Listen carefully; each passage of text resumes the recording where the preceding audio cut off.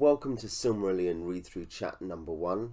Currently reading with some friends on my Discord, The Silmarillion by J.R.R. Tolkien. Still not too late to join. I'll put the link in the description. We've only read the first chapter, or first story, I suppose, because it's separate from the main Silmarillion. It's called the Ainulindalë, the story of the music of the Aina, and it's the creation story of the whole of Middle-earth. And I enjoyed reading it. It was it's very different, having read Lord of the Rings this year and currently reading The Hobbit with my kids. It's very different to come to the Silmarillion. I enjoyed it. We've had a really interesting discussion so far on the Discord with all kinds of different reflections and insights. And I'll try to capture some of those. By capture, I mean steal. Literally, I'm going to steal people's ideas.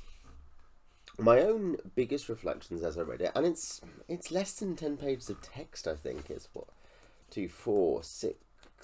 8 pages of text. It's really short, albeit it's not tiny. It's not tiny, but it's also not particularly big text. But it's a really interesting creation story, and the things that I really picked up from it, I think, my 2 big points before I start stealing other people's were, one, that there is this, or maybe I've got 3 points actually. This style, and I think someone in the Discord rightly called it a biblical style. It is resonant and redolent of Bible texts in the English language, and particularly of those big, high, descriptive texts you get in creation stories, in prophetic texts in the Christian Bible. It's a very, I'm particularly drawing on the Hebrew Bible there, and so yeah, I think that tone is really strong. You have this high and mighty tone, meant to make you think of the religious texts you might have in the background of your mind. There was Eru, the one who in Arda is called Iluvatar, and he made first the Aina, the holy ones that were the offspring of his thought, and they were with him before aught else was made. Very Genesis. It introduces key characters for a lot of certainly the first 2 books of the Silmarillion, the Ainulindalë and the Valakenta, and the Valar particularly are also important in the Silmarillion. And I mean, indeed, the Aina, these angelic beings, they're important all the way to the Lord of the Rings, of course. But yeah, so it gets that tone of awe and wonder right, I think. And it's one reason why, of course, it's something Lord of the Rings, let alone The Hobbit, but Lord of the Rings is a quite approachable text. People who say it's very unapproachable or difficult to read, I think their issues are very rarely at the straight comprehension level. The style of Lord of the Rings is mostly pretty readable, pretty direct, pretty open, modern English prose.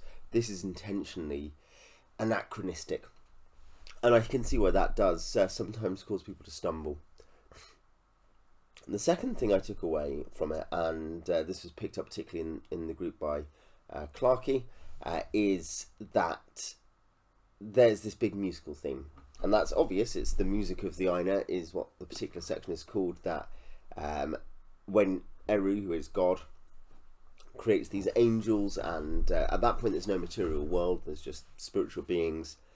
The image used of what he does, what they do, and the way that the plot develops amongst the Aina in this initially purely spiritual realm is musical, and that has ancient, or at least pre-modern, roots in some ways. The music of the spheres, which we cannot hear. This is the medieval worldview. We cannot hear from this planet, but above the circle of the moon there is music, celestial music, sung by the angels in the heavens. That's very much a pre-modern or idea or image, and it's one that Tolkien seems to use here, and it becomes important for my third point. But it is also, and this is what Clarkey particularly drew out, it's also really relevant to the way that Tolkien in Lord of the Rings, particularly, also The Hobbit somewhat, but particularly Lord of the Rings, uses music as a sign of order and reasonability and hope. Gollum, for instance, is at his most reasonable, and there is most hope for him when he is singing silly songs about fish. Sam finds hope seeing Elbereth in the sky and singing on the top of Cirith Ungol. Things like that. I've made a video about this. It also, and this connects to another video I've made, it also helps explain things to Tom Bombadil's character. Music is an ordering, reasonable thing in Middle-earth. And the music of the Aina is a background explanation for it. It's a world-building explanation, which is that the world is made of music. The world is, someone else put it this way, symphonic. It is something where everything's being drawn in. And a particular point they made was about dissonance and the way in which, and this leads into my third point, but the way in which dissonance is used by the composer to counterpoint what's going on, and it is not allowed to ruin it. It becomes part of a wider symphonic experience. And that's strong here, that the Ainulindalë is musical, and it reminds us that the very underpinnings of the Tolkienian universe, of the Middle-earth that we love, is musical. The third and final point I really picked up or drew out was about providence. The philosophical or theological word we'd use is providence, the idea that everything is being ordered to a purpose. Stoics believed in it, Christians believed in it, many other Greek believers in a god like the Aristotelian unmoved mover, they believed in it. The idea that everything was being drawn by who Tolkien would call Eru. And I suppose we might also just generally see that as any sort of philosophical determinism. You know, things are being organised or drawn, even if it's not by a conscious will, in a particular way, mathematically. And a big thing is that basically Ainulindalë, you have this creation of the angels. They all start singing, they all start having music. Melkor, who is the second in command, he begins to create his own music. He wants to do something else. He wants to be more important than the other angels. He wants to have an even more enhanced role. He's obviously a Lucifer Morningstar kind of character, and that becomes dissonance, except that Eru doesn't see that as ruining things. He draws it in and makes things better than they were before. That's things that couldn't even be imagined before, I think, is very similar to the phrase used there before in the text. The thing that damages the music does not in fact damage it, is drawn in symphonically, and that actually doesn't just relate to music in this abstract celestial way, but it's going to be about the story of Middle-earth, the providence of the most obvious one is going to be about Gollum. He still has some role to play in this, Gandalf says. I don't know what, but he does. You have many statements of the like about the idea that this or this is going to be important throughout the Middle-earth corpus.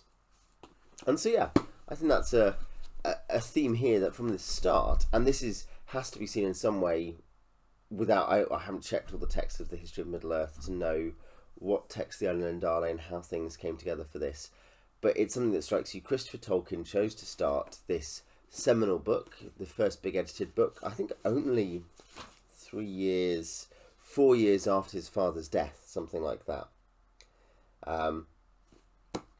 He starts it with a programmatic story. It's not just a creation myth for Middle-earth, though it is that. It also particularly emphasises the musical order of Middle-earth and the way in which all these things are being drawn together to create part of a big plan, a big story, a big symphony. And so, yes, the ring came to Smeagol for a reason, and not a reason beyond its master's control. It came to Bilbo for a reason, and finally it comes to Frodo for a reason. And Gollum becomes friends with Frodo, I guess, is captured and then befriended by Frodo for a reason. And it all works for a particular end goal. And so those are the big points I picked up. Other people did pick up some other interesting things. We get the start of angelic hierarchies here, which are common in some Greek philosophical systems in the ancient world, common in Christianity, of course, in some Jewish sects in the ancient world, and to some degree since. The idea that you have Melkor is the second, and then Manwë is the third. You get Manwë and Ulmo's particular friendship, but that's less about hierarchy. It is a character point. It's one thing actually that I'm suddenly reminded that a few of the Valar, not just Melkor Morgoth, but a few of the Valar really do end up having characters that you can, not that there's character development per se, but characters you can engage with and comprehend. Another point about, I think it was about and in some ways this seems to us probably easy to see because of how it's presented in Rings or talked about, but it's actually quite an important central Tolkien point, that Melkor, by seeking to separate himself from the font of creation and creativity, ends up being trapped in one form eventually. He thinks he's becoming more creative, he's becoming less creative. Evil is not creative in Middle-earth. Evil is parasitic. He can only corrupt, pervert. He cannot make. And this also relates to Tolkien's ideas of subcreation, the idea that we create because, well, he believes there's a creator. And that means the point is that because there is this creative ordering impulse in the world, we have that. We're rational, intelligent beings, and so we have it, and so we subcreate based on that divine flame. We'll get onto that image next time, I think, but there are a lot of other interesting points of discussion about all kinds of bits and pieces, certainly to do with what people understood to do with some of the theological implications, some of the philosophical things, literary points, particularly that was around the music stuff. That's very much the literary heart of that story, I think, and big thematic things to do with the whole of the Middle-earth corpus. I really enjoyed it. It was not, and I do not think it will be my favourite bit of the Silmarillion. I mean, this is, I think, my third read. It may be that my second read was only partial, but I think it was mostly complete. I might not have read A Calaveth and Rings of Power. But yeah, I think my favourite stuff in this has always been, on the previous couple of reads and little dip-ins, stuff in the Quenta itself, the big main story of the First Age. But I was pleasantly surprised to come back and find how interesting and well accomplished it is. So yeah, tell me your theories and thoughts about the Ainulindalë in the comments. Feel free to join us on the Discord as well. I'll be doing these videos hopefully roughly every week. Till next time.